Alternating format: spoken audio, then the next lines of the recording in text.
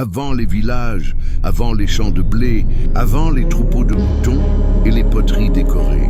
Il n'y a que des groupes humains en mouvement, des chasseurs-cueilleurs qui traversent des savanes, des forêts, des déserts, porteurs d'outils en pierre, de mythes, de liens familiaux. L'histoire des premiers agriculteurs européens ne commence pas en Europe. Elle commence en Afrique, il y a plus de 300 000 ans, avec l'émergence d'Homo sapiens dans un continent fragmenté en écosystèmes, en population, en climat, qui s'enchaînent. Puis, progressivement, certains de ces groupes franchissent des seuils écologiques. Ils sortent d'Afrique, apprennent à survivre dans des steppes glacées, des forêts tempérées, des corridors montagneux, sur des dizaines de millénaires. Ces populations se divisent, se sédentarisent, se croisent avec d'autres humanités comme les Néandertaliens, inventent de nouvelles techniques, de nouvelles façons d'exploiter leur environnement. Un jour, dans un Proche-Orient en train de se réchauffer, certains humains commencent à regarder différemment les plantes et les animaux.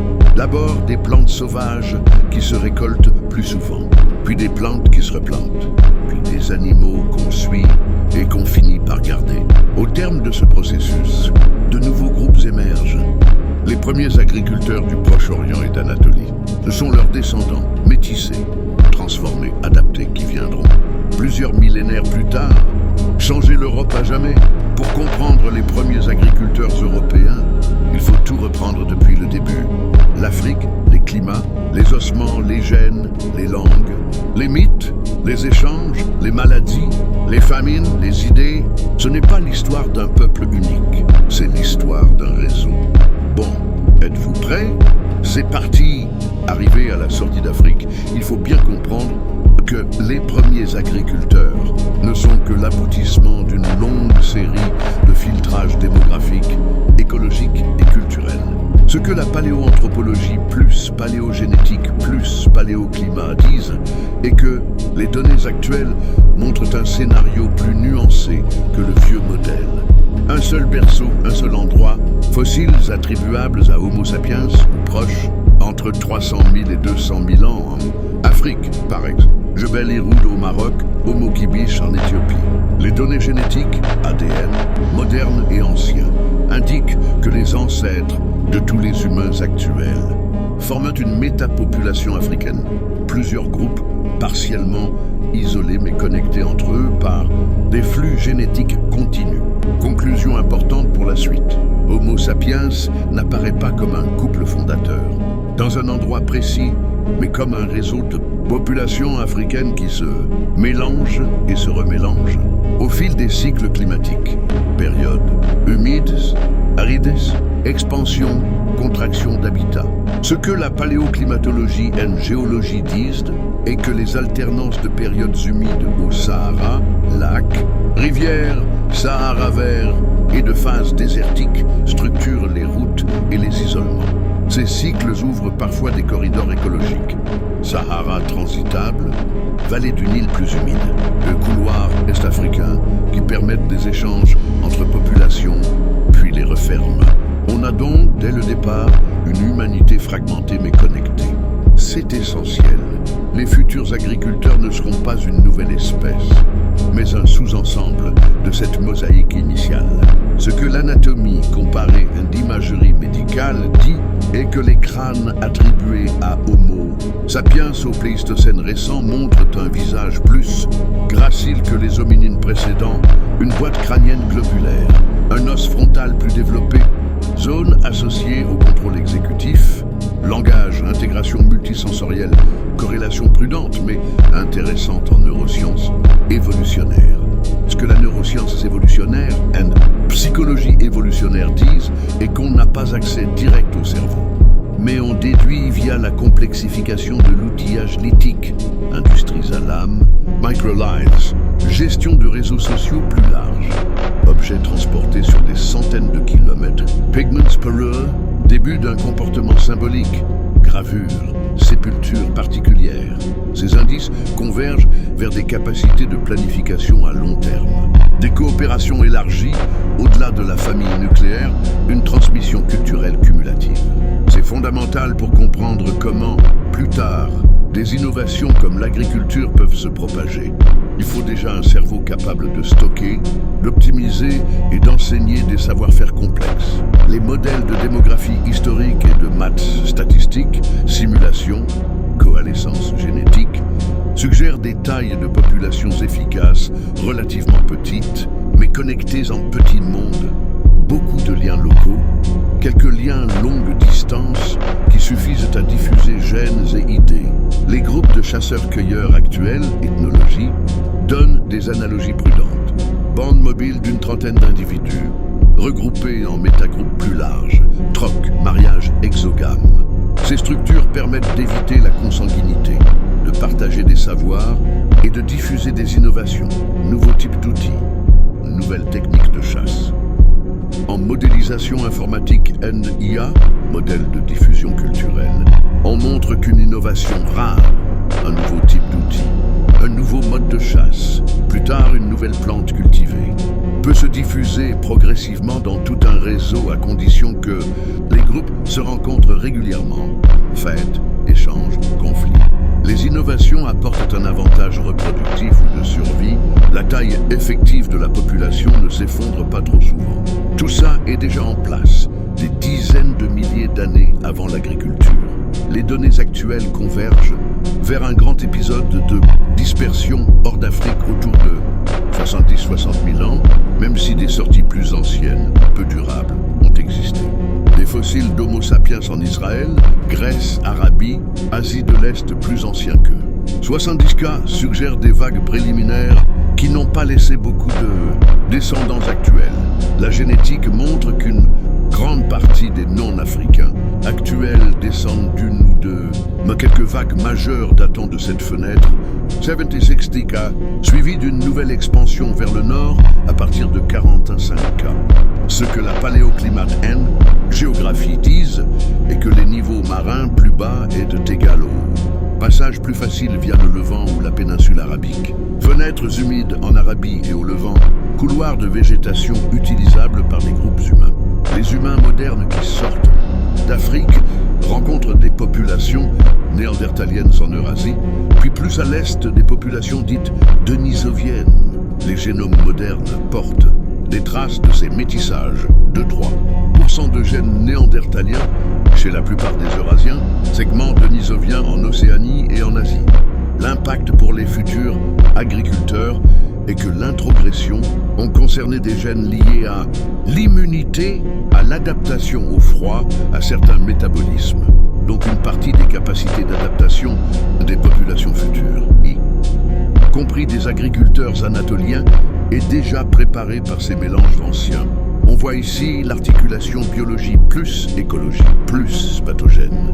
Survivre en Eurasie, ce n'est pas juste se chauffer, c'est aussi résister à de nouveaux parasites, bactéries, virus. Des études récentes suggèrent que, après la sortie d'Afrique, les premiers humains modernes ne se répandent pas immédiatement dans toute l'Eurasie, mais restent un temps dans des zones hubs, comme le plateau iranien, sud du Caucase, Proche-Orient élargi, avant de se disperser plus largement vers l'Europe et l'Asie.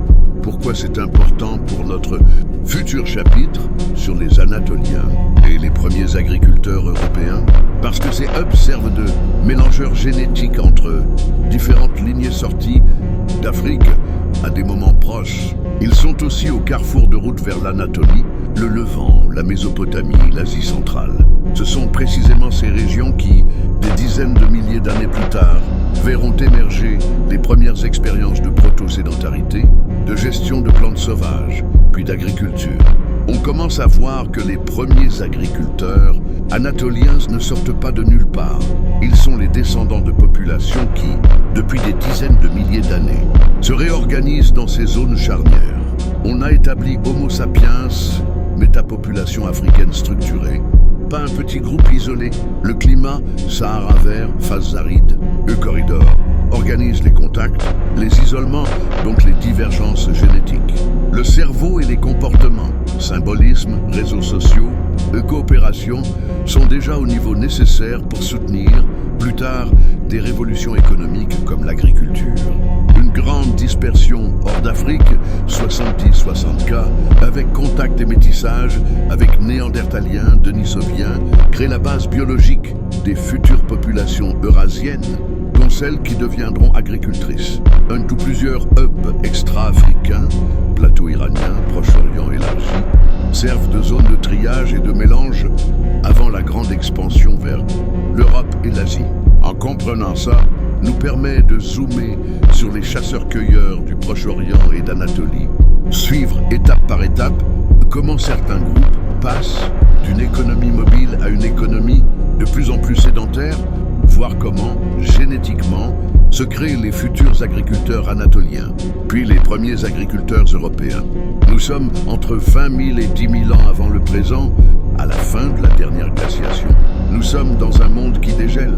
Le décor climatique avant les premiers villages sont les calottes glaciaires qui reculent dans le nord, le niveau des mers qui remonte lentement, le Proche-Orient, le vent plus, Anatolie plus, Mésopotamie plus Caucase, passe d'environnements plus secs et froids à des paysages plus stables, plus boisés, plus productifs. Les reconstructions paléoclimatiques, carottes de sédiments, pollen fossiles, isotopes de glace, montrent une augmentation de la productivité écologique dans le croissant fertile.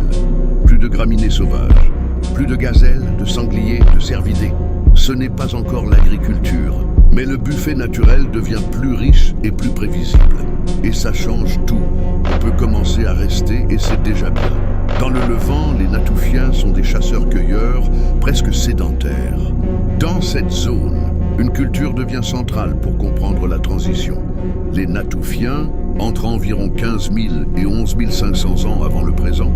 Dans le Levant, Israël, Palestine, Liban, Syrie. Ce que l'archéologie et l'architecture disent est que les villages semi-sédentaires sont parfois occupés presque toute l'année. Les structures en pierre sont semi-enterrées, les sols sont aménagés, les cimetières sont organisés, les morts sont enterrés près des maisons. Début d'un ancrage symbolique au lieu. Ce que dit la paléobotanique and paléodiète isotope est que les graines de graminées sauvages, ancêtres des blés, orges, sont produits en grande quantité. Meules, molettes, mortiers, on broie et on transforme les plantes, pas juste on les picore. Les analyses isotopiques, carbone, azote, sur les os humains montrent une alimentation toujours très riche en protéines animales, gazelles, etc., mais avec une part croissante de végétaux amidonnés, signe d'exploitation intensive de certains végétaux.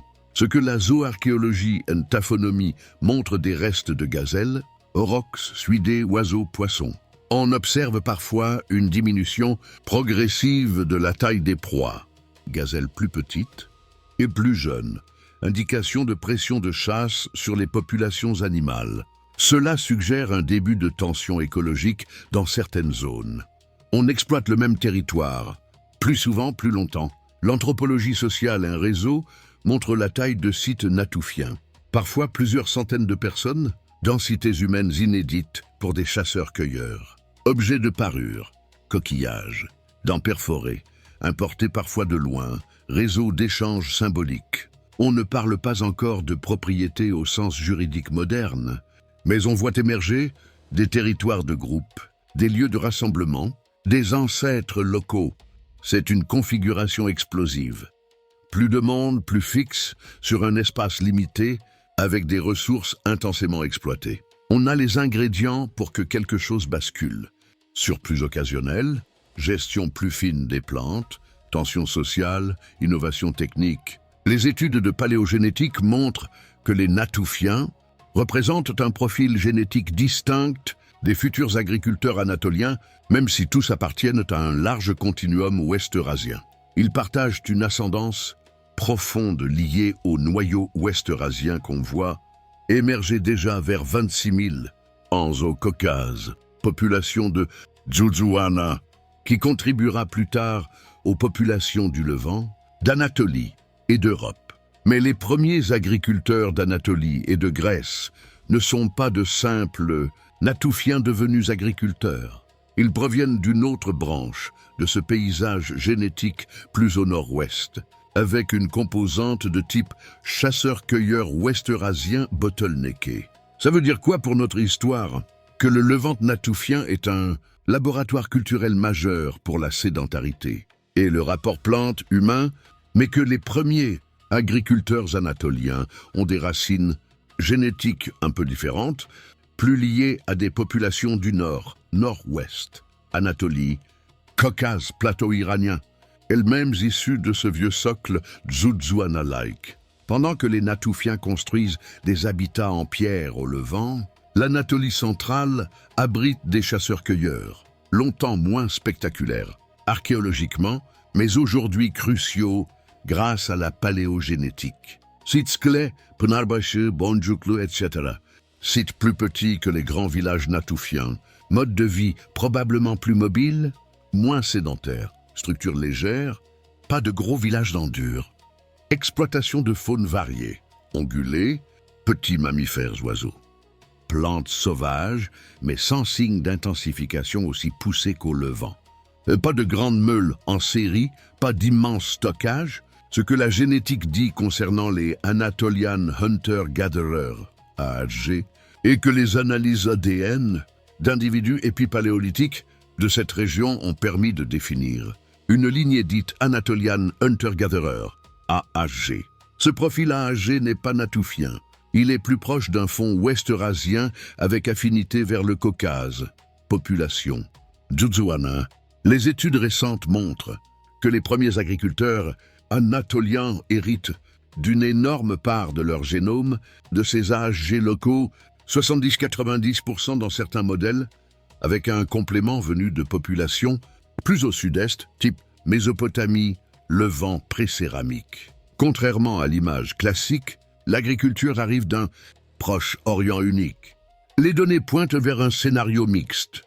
Des chasseurs-cueilleurs anatomiquement, modernes locaux en Anatolie, AHG, déjà bien installés depuis des millénaires. Une lente arrivée d'influences génétiques et ou culturelles depuis des zones plus au sud-est, Mésopotamie, Levant. Au début du néolithique, les premiers agriculteurs anatoliens sont donc majoritairement des descendants de chasseurs-cueilleurs anatoliens auxquels se sont ajoutés des apports extérieurs. C'est clé pour la suite. Quand on parlera des premiers agriculteurs européens, ce sont eux, ces agriculteurs anatoliens métissés, qui diffuseront ensuite en Europe. Pendant ces millénaires de fin de glaciation, la génétique des populations brosse un tableau qui, vu de loin, ressemble à une grande mosaïque. Levant natoufien, sédentarité poussée, exploitation végétale intensive, génétique levantine spécifique, Anatolie centrale, groupe AHG moins sédentaire, génétique plus nord-ouest dans le continuum ouest-eurasien, Caucase, Tzoutzouana, noyau ancien de ce qu'on retrouvera plus tard. Chez les agriculteurs d'Anatolie et du Levant, mais aussi chez certains chasseurs-cueilleurs européens, Villa Bruna, etc. Les grands travaux de génomique de 2024 sur les chasseurs-cueilleurs post-glaciaires montrent qu'après le dernier maximum glaciaire, l'Eurasie de l'Ouest se restructure en plusieurs blocs. Chasseurs-cueilleurs d'Europe de l'Ouest, chasseurs-cueilleurs du Nord-Est, bloc Caucase, Proche-Orient, etc. Ces blocs sont connectés mais distincts. Les futurs agriculteurs anatoliens sortent de cette reconfiguration-là, pas de zéro. Ce que dit l'anthropologie culturelle est religions anciennes et que les morts sont enterrés dans ou près des habitats. Et parfois avec des objets modifient profondément le rapport au lieu. Le territoire n'est plus seulement une ressource, il devient un espace de mémoire. Des structures comme Göbekli Tepe, début du 10e millénaire avant notre ère, au sud-est anatolien, illustrent un autre phénomène. Des chasseurs-cueilleurs construisent de gigantesques architectures monumentales, avec piliers sculptés, animaux symboliques. Sans agriculture pleine et permanente encore établie, on voit émerger une capacité à mobiliser beaucoup de main-d'œuvre, une hiérarchie implicite, ceux qui décident, ceux qui construisent. Des systèmes symboliques complexes, totems, esprits, ancêtres, animaux clés. Psychologie évolutionnaire, un réseau socio-primitif. Plus les groupes sont grands et denses, plus les structures de prestige, de pouvoir, de coordination deviennent cruciales. l'agriculture n'est pas qu'une technique. C'est plus tard un outil pour stabiliser des systèmes sociaux déjà en train de se complexifier.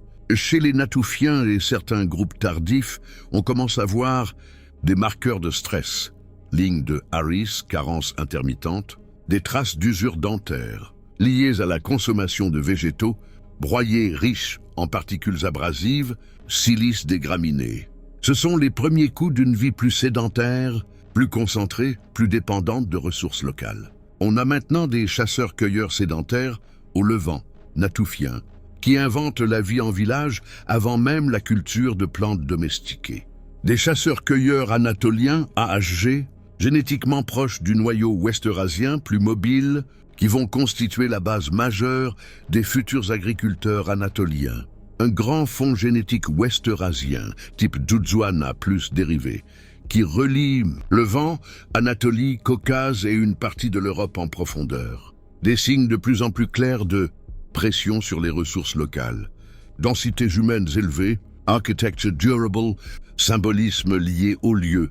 La question logique suivante devient: comment passe-t-on concrètement de ces chasseurs-cueilleurs, certains déjà très sédentaires, à des communautés qui plantent, sélectionnent, puis dépendent des plantes et des animaux, et surtout, qui sont exactement ces premiers agriculteurs anatoliens et levantins sur le plan génétique, économique, social? C'est ce qu'on va attaquer maintenant. Alors déjà, il faut savoir qu'entre 11 700 et 10 000 ans, il y a un changement climatique brutal, un monde en recomposition. Le passage du Pléistocène à l'Holocène, vers 11 700 ans avant le présent, est un moment de rupture.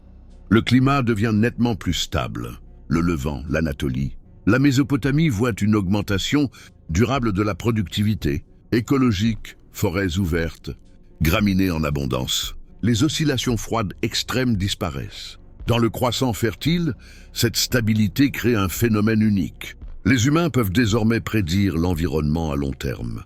Pour la première fois dans l'histoire humaine, planter quelque chose et revenir l'année suivante a un sens écologique. Les premiers signes indiscutables de domestication végétale. Le PPNA succède aux Natoufiens.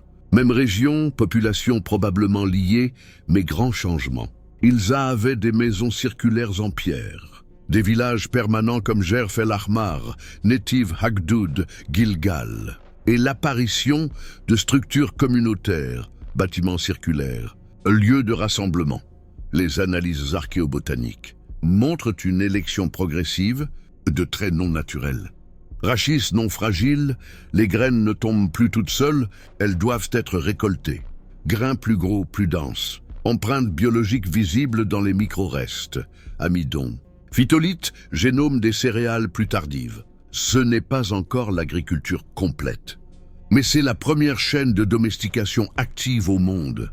La technologie, néolithique pré-céramique, est une architecture élaborée sans poterie. Grands mortiers en pierre. Fosses de stockage, graines, tubercules. Lames longues, fossiles à insert microlithique, cueillette intensive.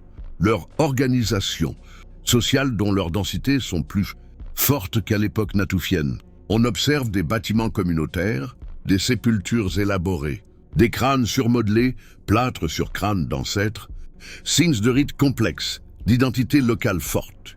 On voit apparaître des institutions prépolitiques, groupes organisés autour d'ancêtres, rituels, constructions communes. L'agriculture devient un système économique complet. Le PPNB est une révolution. Des maisons rectangulaires, changement cognitif. Le passage circulaire rectangulaire est un signal anthropologique massif. Planification plus complexe, division interne de l'espace, pièces, routine domestique stabilisée, hiérarchisation progressive de l'habitat. C'est la naissance de la maison au sens conceptuel. La domestication des animaux. Entre 10 500 et 9 000 ans sont les chèvres d'abord. Capra aegagrus, signes évidents. Plus d'individus femelles adultes, capture de mâles jeunes, morphométrie modifiée. Moutons ensuite. Porcs et bovins arriveront plus tard et plus lentement. Les analyses de démographie génétique, coalescence, densité de sépultures, surface des villages, indiquent Une croissance massive, un triplement ou quadruplement de la population dans certaines régions, une pression sur les ressources locales, mais amortie par la culture de plantes. Le PPNB n'est pas une culture uniforme. On a des blocs distincts, Nord-Levant, Syrie, Sud-Turquie, Sud-Levant, Israël-Palestine. Zones intermédiaires, mais toutes partagent la même logique. Un système économique fondé sur culture, plus animaux, plus stockage, plus sédentarité, plus villages de plusieurs centaines d'individus.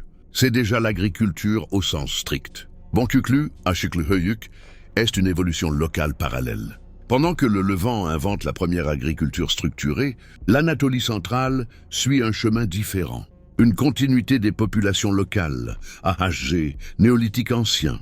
Les génomes montrent une très forte continuité locale entre les chasseurs-cueilleurs anatoliens et les premiers agriculteurs anatoliens. Ils ne sont pas remplacés par des Levantins. Ils deviennent agriculteurs, avec un apport génétique modeste mais réel du Levant. Des sites charnières comme Bonkuklu, ni le 485 Avenil, une premières expérimentations agricoles mais chasse très importante. Ashikluhöyük, 848 Avenel.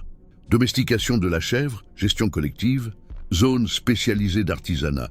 Contrairement à Göbekli Tepe, ici on a habitats modestes, économie mixte, cueillette plus culture plus chasse, gestion collective des animaux. Les objets, motifs, pratiques funéraires sont distincts du Levant. Les populations ne sont pas de simples élèves du néolithique levantin. On observe des échanges de technologies, des échanges d'idées, mais pas de remplacement massif des populations locales. L'agriculture en Anatolie est le résultat d'un processus interne. Influences externes. Göbekli Tepe, 9600, 1200 avant notre ère. Sud-Est Anatolie est un monument majeur. Chasseurs-cueilleurs construisent des structures monumentales en pierre, piliers en T sculptés avec animaux, symboles, organisés en enceintes circulaires. Anthropologiquement, ce site révèle une capacité de coordination massive, des rituels communautaires complexes, la présence d'un leadership, une idéologie partagée. Göbekli Tepe montre que la complexité sociale précède l'agriculture. L'agriculture n'est pas la cause de la hiérarchie, mais elle en est la conséquence fonctionnelle. Ce point est crucial pour comprendre l'Europe plus tard. Les modèles génomiques de 2022-2024 montrent les premiers agriculteurs du Levant, PPNA, PPNB, ont un profil génétique levantin très distinct et continu. Les premiers agriculteurs anatoliens dérivent principalement des chasseurs-cueilleurs Anatolians, HG, avec un apport de population levantine et du plateau iranien. Les futurs agriculteurs européens viendront d'une branche anatolienne de ce triangle. Donc vous savez maintenant que l'invention de l'agriculture n'est pas un événement ponctuel, mais un processus d'intensification, d'une sélection, d'une domestication et d'une dépendance. Le Levant invente l'agriculture stricto sensu et le céréal, les chèvres, des villages complexes. L'Anatolie centrale suit une voie parallèle d'une adoption rapide. Continuité génétique locale, innovation propre. Les premiers agriculteurs d'Anatolie, source des futurs agriculteurs européens, sont des descendants directs des chasseurs-cueilleurs anatoliens, métissés avec des influences levantines et iraniennes. La sédentarité, les rituels, les architectures complexes précèdent souvent l'agriculture. On a désormais une base solide pour comprendre comment ces agriculteurs anatoliens vont se déplacer, se mélanger et remodeler totalement la population européenne. Quand l'agriculture devient un mode de vie dominant en Anatolie, 1500, 7000 avant notre ère, après la phase expérimentale, Bonkuklu, Ashiklu, on entre dans un néolithique pleinement installé en Anatolie. Des villages permanents de grande taille, économie dominée par le blé domestiqué, l'orge domestiquée, légumineuses, chèvres plus moutons. Système de stockage organisé, spécialisation artisanale, explosion démographique locale. On ne parle plus d'un test de l'agriculture. C'est désormais un système économique stable, transmissible et extensible. Çatalhöyük est central pour comprendre l'ADN social des futurs agriculteurs européens. Un urbanisme radical jusqu'à 8000 habitants, maisons collées les unes aux autres, entrée par le toit, aucune rue, espace intérieur standardisé. Cela implique une haute densité, proximité permanente, forte contrainte sociale, nécessité de règles collectives implicites. Les données archéologiques et bio-anthropologiques montrent qu'il n'y a pas de palais, pas de tombe royale, mais des différences nutritionnelles entre individus, différenciation des tâches, statut lié à l'âge, au sexe, à l'activité. On est dans une société proto-égalitaire sous tension, pas dans une utopie. Les religions, la symbolique, la psychologie collective, les fresques murales, taureaux, félins, vautours, crânes humains intégrés au mur, rituels domestiques intégrés à la maison. Cela implique une pensée totémique, une religion non centralisée, mais omniprésente. Une liaison directe entre le mort, la maison, l'ancêtre, c'est fondamental car les premiers agriculteurs européens hériteront d'une cosmologie domestique. Pas de temples étatiques. Les données paléogénétiques de 2022-2024 sont désormais très claires. Il y a une composition génétique moyenne, car les agriculteurs d'Anatolie occidentale dérivent 90% de chasseurs-cueilleurs anatoliens, âgés, 10-20% d'apport du Levant plus plateau iranien. Donc ce ne sont pas des Levantins transplantés, mais ce sont bien des autochtones anatoliens devenus agriculteurs. Leurs caractéristiques biologiques est importante, car ils portent déjà des variants liés à la digestion de l'amidon, à certains métabolismes glucidiques, mais pas encore la tolérance adulte au lactose qui viendra bien plus tard. Certaines grandes résistances immunitaires urbaines, ils vont donc survivre grâce aux céréales, mais développer aussi des caries, des anémies et des maladies infectieuses de promiscuité. Concernant la santé, les corps et pathologies montrent le prix biologique de l'agriculture, car les analyses en paléopathologie, ostéologie, en imagerie 3D, isotopie, montrent un basculement sanitaire majeur, une diminution moyenne de la stature. Malnutrition relative, carence répétée, stress métabolique, une explosion des pathologies dentaires, des caries massives, un abcès, une usure extrême. Lié à l'amidon, au stockage, à la fermentation, il y a désormais l'apparition de nouvelles maladies comme la zoonose, les parasites, l'infection respiratoire, les charges bactériennes accrues. L'agriculture n'améliore pas la santé individuelle. Elle augmente la survie collective, pas la qualité biologique. Concernant l'économie néolithique anatolienne, à propos de henna production, du stockage et échange, la production est du blé en grains, amidonnier, orge vêtue, lentilles, pois, chèvres, moutons. Le stockage est égal pouvoir. Greniers, silos, réserves saisonnières, le contrôle du stock tue. Capacité de nourrir, capacité de prêter, capacité de commander, le pouvoir économique naît ici. Sur les ruisseaux d'échange, les analyses en géochimie, isotopes du strontium, traçage des obsidiennes, montrent des échanges sur plusieurs centaines de kilomètres. Circulation de pierres, de parures, d'outils et des idées, donc déjà une proto-économie interrégionale. Pourquoi ces agriculteurs vont bientôt partir vers l'Europe? 3 moteurs principaux et la pression démographique. L'agriculture crée plus d'enfants survivants, plus de densité, plus de saturation locale, la dégradation environnementale locale et la déforestation, la surexploitation pastorale, l'érosion, tension hydrique. Leur logique culturelle d'expansion sont que les sociétés néolithiques reposent sur la transmission, la fondation de nouveaux foyers, la migration comme stratégie normale.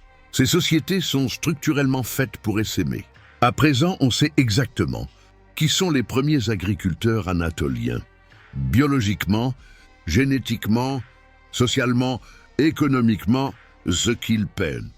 Santé dégradée, maladies, inégalité embryonnaire, ce qu'ils gagnent, surplus, densité, stabilité, capacité d'expansion. Pourquoi ils vont sortir d'Anatolie? Pas par hasard, mais par dynamique systémique. On ne peut plus éviter la question centrale. Comment ces agriculteurs anatoliens entrent-ils en Europe? Par où? À quel rythme? En remplaçant qui? En se mélangeant comment? Et avec quelles conséquences biologiques et culturelles? Tout ça nous permet d'attaquer la suite, car maintenant nous avons l'entrée des agriculteurs, anatoliens en Europe par les routes, croissant les chasseurs-cueilleurs européens, un métissage et un choc démographique. Pour comprendre l'Europe avant l'agriculture, il faut savoir qui sont les chasseurs-cueilleurs européens. Avant l'arrivée des agriculteurs, l'Europe est peuplée par des chasseurs-cueilleurs du Mésolithique, héritiers directs des populations arrivées après la dernière glaciation. Il y a 3 grands blocs génétiques principaux. Les données paléogénétiques identifient plusieurs ensembles. The BHG, Western Hunter-Gatherers, Europe de l'Ouest, France, Ibérie, Allemagne. EHG, Eastern Hunter-Gatherers, Europe de l'Est, Baltique, Russie occidentale.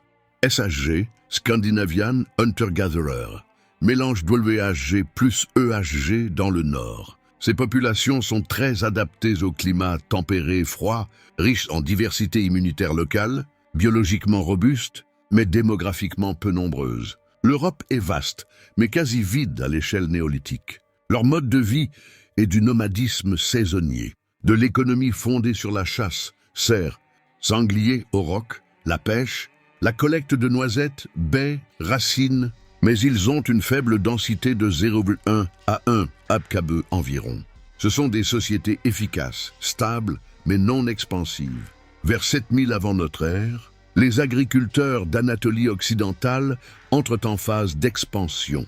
3 moteurs synchronisés, démographie explosive, fécondité accrue, sévrage plus précoce, plus d'enfants par femme que chez les chasseurs-cueilleurs. Ils ont un système technique exportable, semences, animaux transportables, outils agricoles, stockage, sur leur logique culturelle de fondation. La norme devient à fonder un nouveau village plutôt que rester dans un territoire saturé. Ce sont des colonies agricoles, pas des migrations désorganisées. L'expansion suit 2 axes principaux, parfaitement identifiés archéologiquement et génétiquement. La route danubienne est le cœur du continent. Leur itinéraire à ces premiers agriculteurs anatoliens est Anatolie, Balkans, vallée du Danube, Europe centrale, Allemagne, France, Belgique. La culture LBK, linéaire bande céramique, apparaît vers 5500 avant notre ère, où les villages sont en longhouse, les champs sont permanents, la céramique est rubanée, élevage plus blé concernant la génétique. LBK, les génomes montrent 95% D. Une ascendance anatolienne. 5-10% de chasseurs-cueilleurs locaux seulement au départ. Il s'agit d'une véritable invasion démographique, pas d'une simple diffusion d'idées. La route méditerranéenne est la façade sud. L'itinéraire à ces autres groupes d'agriculture anatoliens est Anatolie, Grèce, Italie du Sud, sud de la France, Espagne, Portugal. Concernant la navigation côtière, les agriculteurs utilisent des pirogues côtières, une cabotage, des îles comme Relais, Mer Égée, Adriatique, Tyrrhénienne. Leurs cultures cardiales sont des poteries décorées aux coquillages, des villages littoraux, une économie mixte agri plus pêche. Ce que la génétique dit là aussi est que la majorité d'ascendance est anatolienne, avec un métissage plus progressif avec les chasseurs-cueilleurs autochtones. Concernant la colonisation, le remplacement, coexistence, ce que disent vraiment les données. On peut désormais trancher scientifiquement que ce n'est pas une adoption culturelle volontaire massive. La génétique montre très clairement que les premiers agriculteurs européens ne sont pas biologiquement les descendants directs des chasseurs-cueilleurs européens, ils sont des migrants anatoliens installés sur un continent peu peuplé. Donc il y a réellement un remplacement démographique majoritaire au départ. Mais il y a bien des métissages. Avec le temps, il y a des mariages mixtes, une intégration de chasseurs-cueilleurs au système agricole, des échanges techniques. Le résultat est qu'entre 10 et 30% ont une ascendance de chasseurs-cueilleurs dans certaines régions après quelques siècles, plus au nord et à l'ouest, plus de chasseurs-cueilleurs intégrés. On a donc une colonisation plus, un métissage progressif. Il y a un choc épidémiologique invisible. Les agriculteurs apportent la zoonose, les parasites, une nouvelle bactérie intestinale, une nouvelle charge virale. Les chasseurs-cueilleurs, peu nombreux et isolés, sont extrêmement vulnérables, en immunité adaptées à la promiscuité. un peu comme les Amérindiens. Ce facteur invisible a probablement accéléré le déclin des populations mésolithiques sans qu'on ait besoin d'imaginer une extermination généralisée. L'arrivée des agriculteurs anatoliens provoque un changement du phénotype dominant. Une peau plus claire, progressive, une morphologie plus gracile que les chasseurs-cueilleurs et une stature moyenne en baisse. Le régime alimentaire est transformé en glucides, augmentation, une protéines animales, diminution, et une micronutriments, déséquilibre. Il y a eu une explosion des pathologies, des caries massives, une anémie, des infections chroniques et les maladies osseuses. L'Europe devient biologiquement plus fragile, mais démographiquement plus puissante. Avant la transformation culturelle radicale, il y a des petits groupes mobiles, un territoire souple, peu de hiérarchie, pas de stock. Après ça, il y a des villages permanents de champs, des clôtures, des greniers, dettes alimentaires, début de propriété, début de conflits structurés. Les premières violences de masse en Europe apparaissent avec l'agriculture, fosse de massacre LBK, Talheim, etc. Ce qui reste des chasseurs-cueilleurs européens, c'est qu'ils ne disparaissent pas instantanément. Certains se replient vers des forêts profondes, une zone marécageuse, le Nord-Scandinave. D'autres se métissent, d'autres adoptent progressivement l'agriculture, mais en quelques millénaires, ils cessent d'exister comme bloc démographique indépendant. Leur ADN survit, leur mode de vie disparaît. Donc à présent, on sait avec certitude que l'agriculture entre en Europe par migration, pas par simple diffusion culturelle. Elle suit deux grandes routes, Danube et Méditerranée. Elle provoque un choc démographique, un changement biologique, une explosion des pathologies, une reconfiguration totale des sociétés. Les chasseurs-cueilleurs européens sont partiellement absorbés, biologiquement intégrés, culturellement dissous. L'Europe néolithique est désormais en grande partie peuplée de descendants des premiers agriculteurs anatoliens et d'un territoire agricole en expansion continue. Mais il reste une question gigantesque. Que deviennent ces premiers agriculteurs européens au fil des millénaires? Comment leur société se hiérarchise? Comment apparaissent les inégalités, les chefferies, les proto-États? Et surtout, comment arrivent ensuite les populations des steppes qui vont à nouveau bouleverser la génétique, les langues et les structures sociales de l'Europe? À cette époque, la phase d'expansion est maximale, car l'Europe devient un continent agricole à partir de 5500, 4800 avant notre ère. Après l'arrivée initiale, LBK plus cardiale, une phase de croissance rapide et systémique s'enclenche. Des explosions des villages, une multiplication des établissements, la colonisation des plaines, vallées fluviales, Piémont, un réseau dense de sites interconnectés, une déforestation à grande échelle qui est analysée en paléoécologie, au charbon fossile, au pollen, et ça montre une chute brutale des forêts primaires, avec une extension des paysages ouverts agricoles et une modification durable des écosystèmes. L'Europe entre dans l'anthropocène local plusieurs millénaires avant l'ère industrielle. La pression sur les sols est une agriculture sur brûlis, une surexploitation, les premiers phénomènes d'érosion et une baisse progressive de la fertilité. Le modèle de croissance est expansif mais fragile. Une masse humaine nouvelle apparaît, une densité humaine, multipliée par 5 à 10. Par rapport au mésolithique où il y a des espaces jadis vides, saturés, une pression permanente sur les ressources, une compétition intracommunautaire, l'agriculture impose de nouvelles pressions, comme la résistance aux maladies infectieuses, la capacité à digérer l'amidon, une adaptation au régime céréalier, la résistance à la malnutrition saisonnière. Les génomes européens commencent à évoluer spécifiquement sous pression agricole. Il y a à cette époque une santé dégradée, mais une survie accrue, où on observe simultanément une baisse de la taille, de caries endémiques, une tuberculose, des parasitoses, une arthrose précoce, mais natalité, mortalité. Car la population augmente malgré la mauvaise santé. Il commence à y avoir une apparition progressive des inégalités. Des indices archéologiques montrent des maisons plus grandes, une sépulture plus riche, des accumulations différentielles de biens. On voit apparaître des élites locales, un lignage dominant et un contrôle du stockage. Le pouvoir devient structurel et il y a des divisions du travail en agriculteurs, chez les éleveurs, les artisans, les tailleurs de pierre, le potier et les spécialistes rituels. C'est la base de la stratification sociale future. On voit apparaître la naissance des premiers conflits organisés, les premiers indices clairs de guerre néolithique, comme des villages fortifiés, des fossés, une palissade, des charniers et des traumatismes crâniens en série. La violence change d'échelle. Elle devient collective, territoriale, organisée. L'économie néolithique est avancée et il y a un surplus, des dettes et une dépendance. Le stockage devient central, céréales, légumineuses, réserves animales. Stocker, c'est sécuriser, contrôler, dominer. Créer des dépendances sociales. Ce qui devient incroyable et intéressant, c'est que nous assistons à une proto-justice et à des normes sociales. Pour protéger les champs, le silos, le troupeau. Et pour ça, il faut des règles, des sanctions, un arbitrage.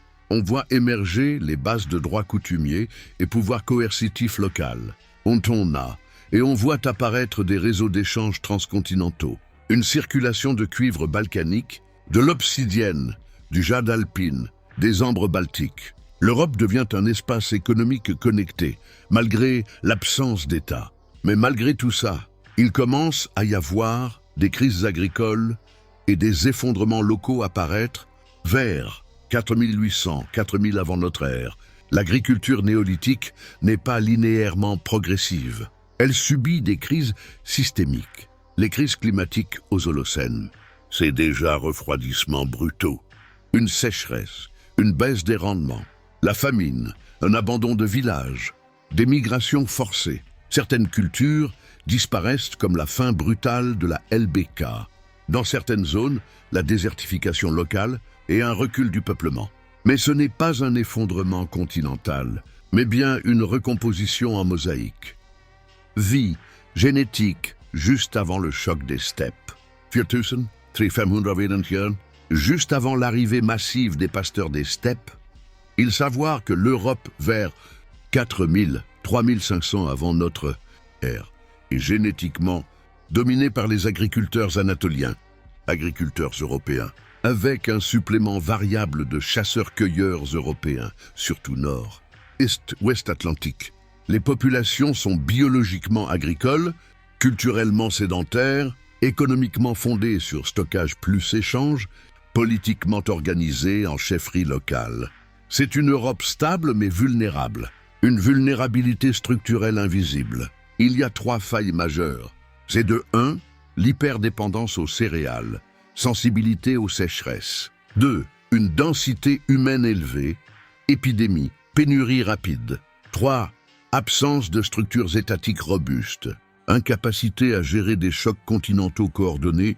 Donc finalement, à ce stade, on sait que les premiers agriculteurs européens ont profondément transformé l'écologie, profondément transformé la biologie humaine et profondément transformé les structures sociales. Ils ont bâti des villages, un réseau d'échanges, les premières hiérarchies, les premières guerres, les premières normes juridiques. Mais ces sociétés sont climatiquement vulnérables, biologiquement fragilisées, politiquement fragmentées. Elles sont donc mûres pour un choc externe majeur. La suite est un tournant absolu de l'histoire européenne, car c'est l'arrivée des populations pasteurs des steppes pontiques, les Yamnaya et aussi apparentées. Une transformation génétique massive, une révolution des langues indo-européennes et des chevaux, des chars, des nouvelles structures sociales, patriarcat guerrier. Nous voici dans le grand bouleversement des steppes, les chevals, langues, gènes et une nouvelle européanité vers 3500, 2500 avant notre ère. Il faut savoir que la steppe pontique caspienne est un système écologique radicalement différent. Entre le Dniepr, le Don, la Volga et la Caspienne, s'étend un immense espace de prairies sèches où il y a peu de forêts, de sols ouverts, des faibles productivités végétales pour l'agriculture. En revanche, idéal pour le pastoralisme mobile. Ici se développe une humanité non sédentaire, fondée sur les troupeaux, une mobilité permanente et une maîtrise de grands espaces, les guerres de déplacement. C'est le contre-modèle absolu des villages agricoles européens. Avant l'explosion Yamnaya, les steppes sont peuplées par des chasseurs-pasteurs orientaux, liés aux EHG. Des groupes issus du Caucase, liés aux populations CHG, Iran néolithique. La paléogénétique montre qu'entre EHG plus CHG se forme un nouveau mélange humain, spécifiquement steppique. Ce mélange est la matrice génétique directe des Yamnaya. La culture Yamnaya vers 3300-2600 avant notre ère. L'organisation économique est faite sur du pastoralisme intensif, comme les bœufs, les moutons, les chevaux, une mobilité extrême, une subsistance fondée sur le lait, la viande, des produits secondaires, cuir, laine. Ce sont des sociétés de production mobile. Le cheval est multiplicateur de puissance. Le cheval est déjà présent avant Yamnaya, mais avec eux, il y a la domestication pleinement fonctionnelle. Une traction, la monte, un transport rapide, des éclaireurs, un raid lointain. Pour la première fois, une population humaine peut projeter de la violence sur des centaines de kilomètres en quelques jours. Ce qui est ahurissant pour cette époque, leur structure sociale est basée sur du patriarcat très puissant, une organisation par lignée masculine, une chefferie guerrière. Le pouvoir lié au troupeau, au prestige martial, à la capacité de déplacement. Les analyses génétiques montrent une domination masculine extrême dans les lignées transmises. Des migrations surtout portées par des groupes d'hommes. Les pratiques funéraires qu'il avait sont des kurganes, tumuli, sépultures individuelles, des armes, des parures. La symbolique du chef, de guerrier, de propriétaire, c'est le prototype culturel du guerrier indo-européen. Vers 2900 avant notre ère, les données paléogénétiques montrent un phénomène sans équivalent qu'il y a un remplacement massif des lignées masculines dans de vastes régions d'Europe. Les chromosomes Y des agriculteurs néolithiques disparaissent presque totalement. Ils sont remplacés par des lignées steppiques, RUA, R1b. Cela implique une dominance militaire, une domination sociale, un effondrement des élites locales agricoles. Le métissage se fait de manière asymétrique. Où c'est les femmes agricoles plus les hommes des steppes. Les enfants sont biologiquement métissés. La culture est progressivement steppisée. Les gènes des agriculteurs survivent, mais la structure sociale, elle bascule. Il y a une onde de choc pan-européenne en 300-400 ans. L'Europe centrale, l'Europe occidentale, l'Europe du Nord, la péninsule ibérique sont génétiquement transformées. C'est la deuxième grande refonte génétique de l'Europe, après celle des agriculteurs anatoliens. Les données convergent aujourd'hui fortement que les langues indo-européennes se diffusent avec les populations des steppes. Pas avec les agriculteurs anatoliens, pas avec les chasseurs-cueilleurs, mais avec la seconde vague steppique. Les conséquences, c'est que cela donnera naissance aux Celtes, aux Germains, aux Italiques, aux Baltoslaves, aux Indo-Iraniens. Où tous ces peuples découlent de cette expansion. L'Europe change non seulement de gènes, mais de voix. Après le choc steppique et la rencontre, l'Europe devient agro-pastorale, hiérarchisée, guerrière. Le cheval se diffuse partout. Les réseaux d'échange s'intensifient. Le bronze commence à structurer le pouvoir. Les sociétés deviennent plus mobiles, plus militarisées, plus hiérarchiques, plus territorialisées. Les populations européennes héritent alors d'un triple héritage de chasseurs-cueilleurs anciens, une immunité locale, une adaptation au froid, une agriculteur anatolien, un métabolisme glucidique, une sédentarité, des traditions agricoles avec les pasteurs des steppes, tolérance progressive au lactose, sélection ultérieure, morphologie plus robuste, structures sociales patriarcales, culture guerrière. L'Européen moderne est un produit de ces trois couches, pas d'une seule origine. Ce n'est pas une simple migration, ni une simple conquête, ni une simple diffusion culturelle, c'est une recomposition complète.